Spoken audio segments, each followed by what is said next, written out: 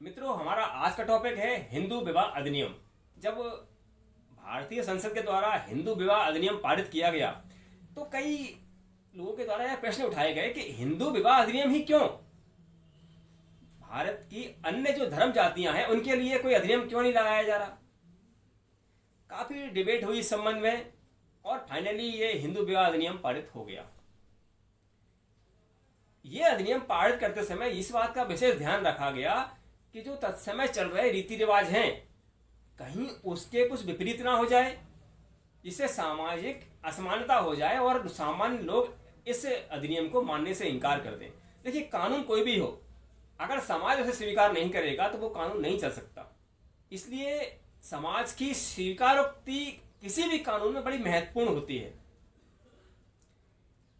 इस कानून में जो विशेष प्रावधान है उसमें अगर आप सेक्शन वाइज देखेंगे तो सेक्शन 1 से लेके 5 तक इसकी प्रारंभिक बातें लिखी गई हैं, जैसे कि अधिनियम का नाम क्या है, इसकी परिभाषाएं क्या होंगी, किन सिस्टम पे लागू होगा, किस तरह होगा और हिंदू विवाह के लिए क्या शर्तें होंगी, ये धारा 5 में उल्लेखित है।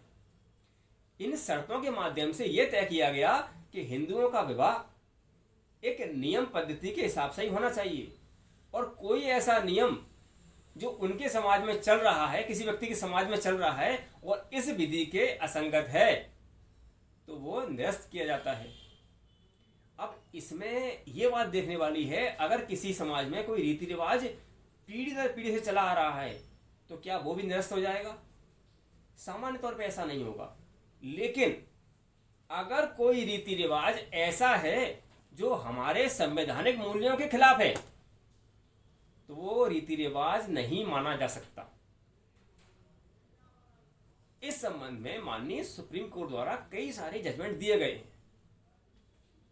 हिंदू विवाह अधिनियम की एक खास बात ये रही कि हिंदुओं के समान ही कुछ अन्य धर्म जो लगभग हिंदू लॉ को ही फॉलो करते थे उसको उसमें सम्मिलित किया गया, जैसे कि सिख, जैन और बौद्ध। विवाह कहाँ होंगे ये उनके धार्मिक रीति रिवाज के अनुसार हो सकता है, पर शर्तें क्या होंगी? शर्तें वो होंगी जो धारा 5 में दी गई हैं। विवाह के लिए रीति रिवाज क्या होंगे?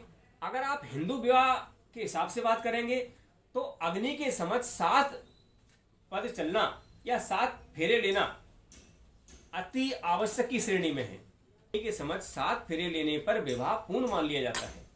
हिंदू विवाह नियम में जो सबसे विशेष चीज रही वो था विवाह का रजिस्ट्रेशन।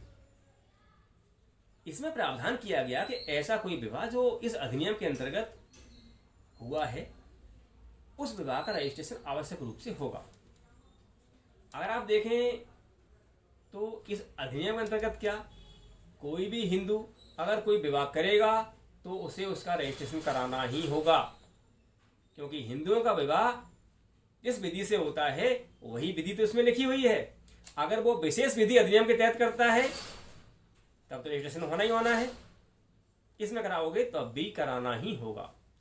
हालांकि जब ये अधिनियम बना तब ये अनिवार्य नहीं किया गया कि रजिस्ट्रेशन होना ही है। इस वजह से अगर आप देखें तो ज्यादातर वैवाहिक जोड़ों के पास विवाह का रजिस्ट्रेशन सर्टिफिकेट नहीं है। जब कोई व्यक्ति देश से बाहर जा रहा होता है तब उसको उसकी याद आती है कि उनके विवाह का सर्टिफिकेट तो है ही नहीं उनके पास, और विवाह के सर्टिफिकेट के बिना बाहर के वीजा पे जिस देश में जा रहे हैं आपकी पत्नी as a husband and wife तो आप नहीं जा सकते। ये बड़ी डिफिकल्टी है। इसके लिए लोगों ने थोड़े से जागरूक हुए तो सर्टिफिकेट बनाना प्रारंभ कर दिया। हालांकि वर्तमान में सर्टिफिकेट अनिवार्य कर दिया गया है और सर्टिफिकेट बनना ही चाहिए, ये नियम है।